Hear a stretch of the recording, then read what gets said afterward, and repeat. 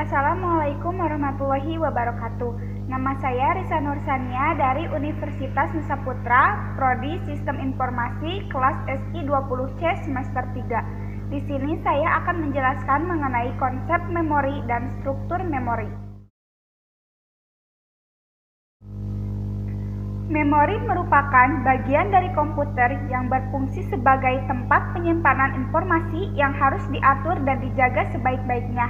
Memori biasanya disebut juga dengan istilah komputer storage, komputer memori yang merupakan piranti komputer yang digunakan sebagai media penyimpanan data dan informasi saat menggunakan komputer. Memori merupakan bagian yang penting dalam komputer modern dan letaknya ada di dalam CPU.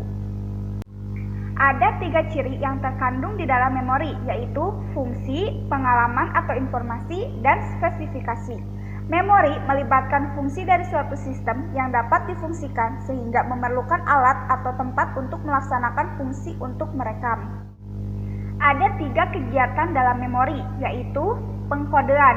Pada tahap awal, informasi-informasi yang diterima terlebih dahulu diberi kode atau tanda atau pengelompokan.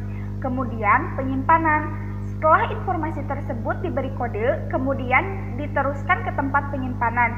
Di tempat penyimpanan, informasi akan bertahan di dalamnya sampai suatu saat dibutuhkan untuk dimunculkan kembali. Tidak semua informasi yang diterima dapat disimpan. Waktu penyimpanan tergantung pada kualitas dan kapasitas tempat yang dimiliki otak masing-masing individu. Lalu pemanggilan kembali. Pada tahap ini, informasi-informasi yang telah disimpan tadi dipanggil sesuai dengan kebutuhan.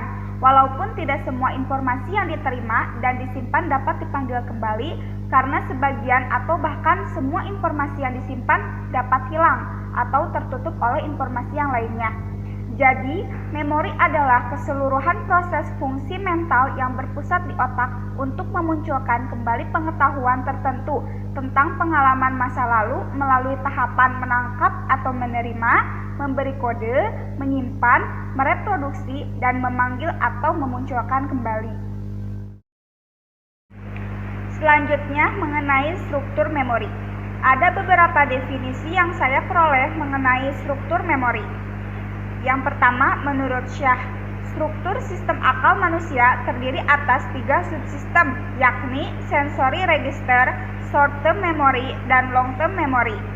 Lalu, menurut Khadijah, sistem memori manusia tersusun dari 3 komponen storage atau penyimpanan. Informasi terlebih dahulu melalui sensory storage, lalu melewati short-term memory, dan pada akhirnya berakhir pada long-term memory. Informasi yang diterima dapat disimpan untuk beberapa saat saja, bisa juga beberapa waktu, dan juga jangka waktu yang tidak terbatas. Para ahli tersebut mempunyai kesamaan pandangan tentang struktur memori, bahwa struktur memori terdiri dari 3 bagian, yaitu sensory storage, short-term memory, dan long-term memory. Secara umum, memori digolongkan menjadi 3 bagian. Yang pertama, registers yang berada di dalam CPU. Contohnya seperti PC, IR, dan AC. Yang kedua, internal atau main memory seperti cache dan RAM. Yang ketiga, external memory, media penyimpanan lainnya seperti hard disk, CD, DVD, dan lainnya.